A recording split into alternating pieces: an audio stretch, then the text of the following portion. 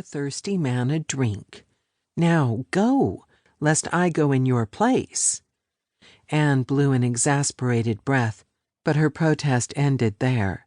Prudence had found a suitable prompt, for Anne had little doubt her friend would seek the man's affections herself if given the opportunity.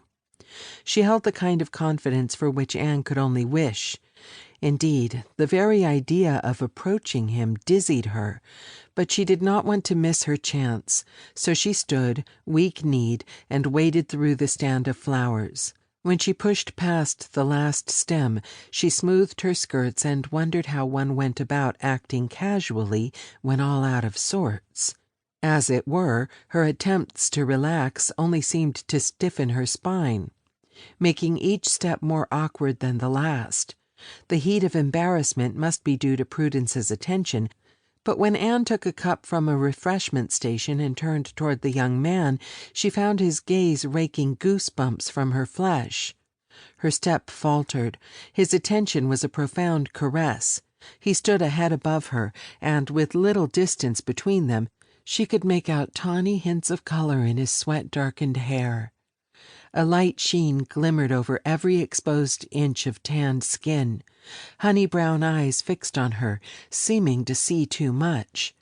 Anne subconsciously moistened her lips as she watched a drop of sweat travel from his neck to his chest.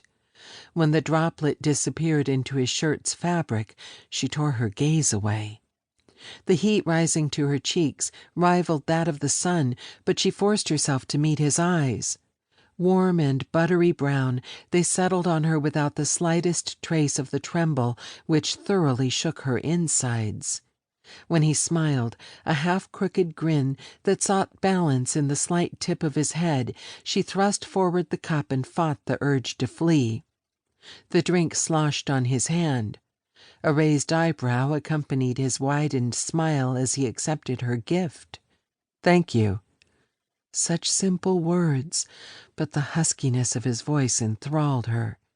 He is only thirsty, she warned herself, but no amount of common sense could take from her the thrill of his appraisal.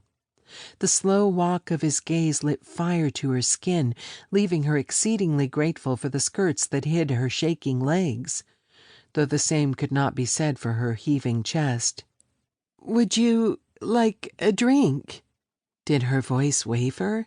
She studied him, but the search of his features revealed nothing. He watched her even as he took a long swallow. When he lowered the cup, he wiped his brow with his forearm, and then adjusted the hat he had knocked askew. Though the brim shadowed his face, the uneven heat that trailed over her skin suggested his burning appraisal. "I suspect I will be thirsty again later," he said. "Will I see you here?" Several seconds passed before the weight of his words fully settled. I will be here." "In that case," he said, touching the brim of his hat, "I have yet another reason to enjoy my work." The words hinted at dismissal, but he made no move toward the lumber piled at his feet. Rather, he stood in apparent oblivion to the activity rushing past them on both sides. Anne found herself guilty of the same. The sun's intensity had grown curiously, and the sky had deepened in its shade of blue. But just as surely as her senses heightened, the furious clamor of the house-building faded to a dull background murmur. 1,000 questions tumbled through her mind, but none found their way to her lips. "I will look for you," he said. The words, an aching promise, she felt as thoroughly as she did the earth beneath her feet, sent her insides into a happy skid. A niggle of familiarity insisted she knew this man from somewhere, piquing her curiosity and adding to her jumbled thoughts. The attraction had to be mutual. He'd find her. Of that she had no doubt. Until then, Anne backed 2 steps, then turned and ran the rest, not caring how foolish she must look, for if she did not escape his lingering assessment, she would surely combust. Josiah Cromwell wiped his brow, nearly sighing with the relief of the cooler evening air against his skin. Never had a day of